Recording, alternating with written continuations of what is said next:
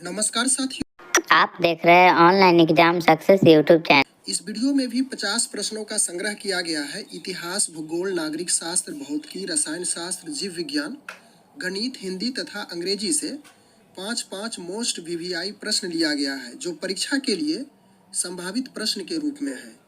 पहला प्रश्न से हम लोग प्रारंभ करें। सबसे प्राचीन वेद है।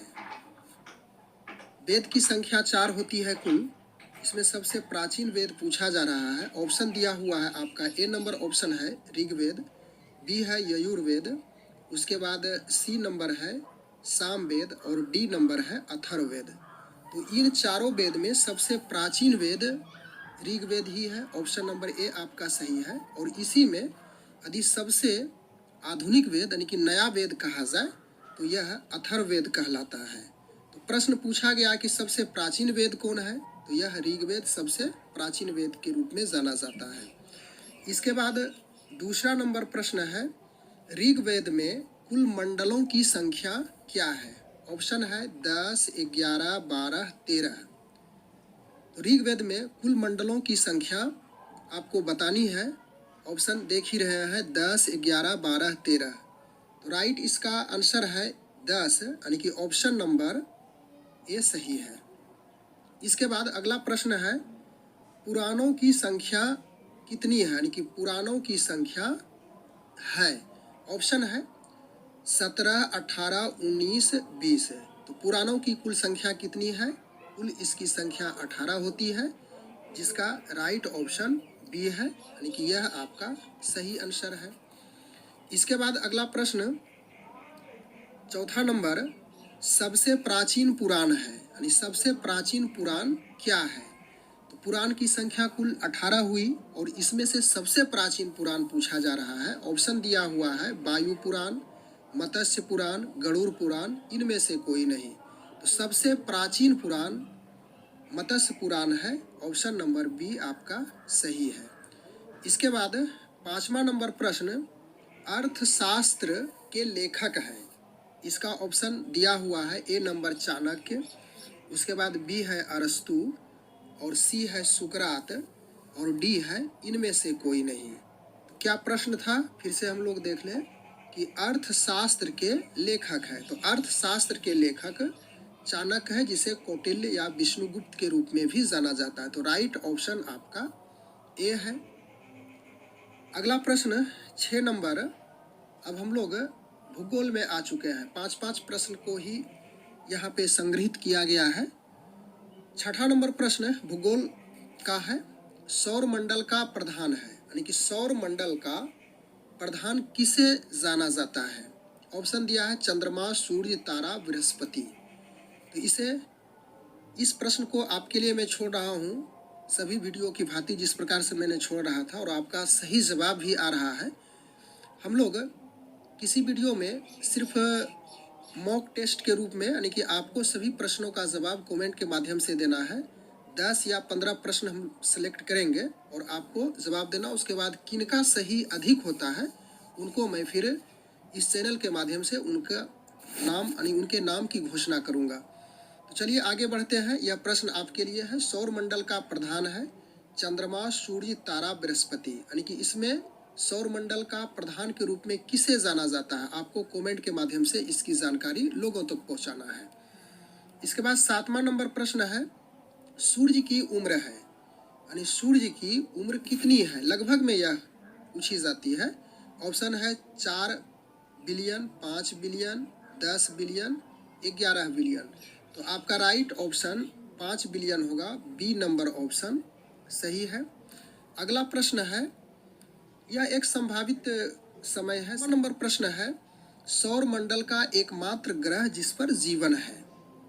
ऑप्शन है बुध, बृहस्पति, मंगल, पृथ्वी। यानी सौर मंडल का एक ऐसा ग्रह कौन सा है जिसपे जीवन है, यानी कि मनुष्य या जीव जंतु या तो फिर पेड़ पौधे रहते हैं। तो क्लियर है, पृथ्वी ही इसका आंसर होगा। राइट ऑप्शन डी हो गया।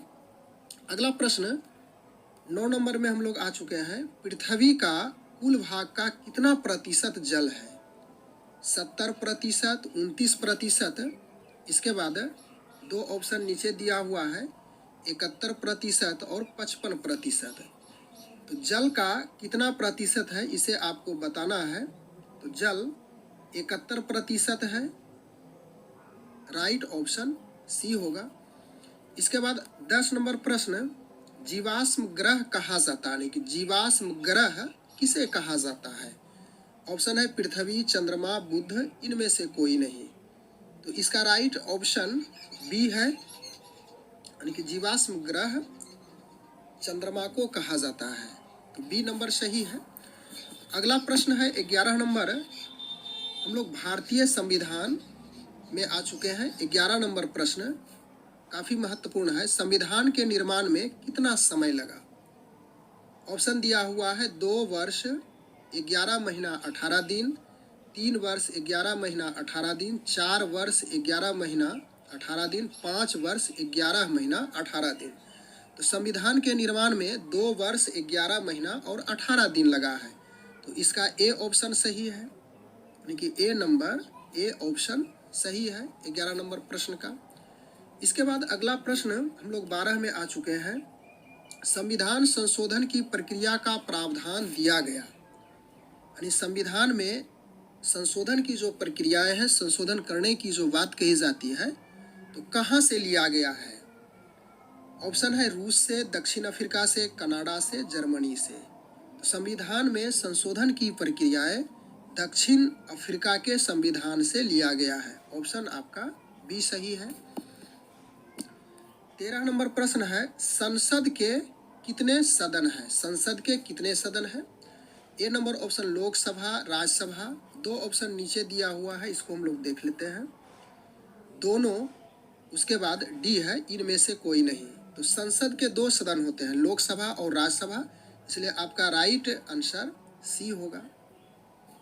अगला प्रश्न, राज्यसभा के सदस्यों की अधिकतम संख्या कितनी होती है? 200, 250, 300, 350। तो राज्यसभा के सदस्यों की अधिकतम संख्या 250 होती है, राइट ऑप्शन बी है। अगला प्रश्न 15 नंबर, भारत का प्रथम नागरिक कहलाता है, यानी भारत का प्रथम नागरिक कौन कहलाता है? प्रधानमंत्री, राष्ट्रपति, मुख्यमंत्री, राज्यपाल। तो भारत का प्रथम नागरिक राष्ट्रपति कहलाता है, ऑप्शन बी से होगा। हिंदी यहाँ से प्रारंभ करेंगे। 36 नंबर प्रश्न में आ चुके हैं। 9, 2, 11 होना मुहावरा का क्या अर्थ है? यह पूछा गया है। ऑप्शन यहाँ पे दिया हुआ है। 9, 2 का योगफल सूचित करना, भाग जाना, चुप रहना, बैठे रहना। यह काफी पॉपुलर फेमस मुहावरा है, यह हो जाएगा भाग जाना। ऑप्शन नंबर बी सही है। 9, 2, 11 मतलब भाग जाना। इसके बाद 37 नंबर प्रश्न है, चौराहा कौन सा समास है? चौराहा, माने 4 राहों का समूह, चौराहा।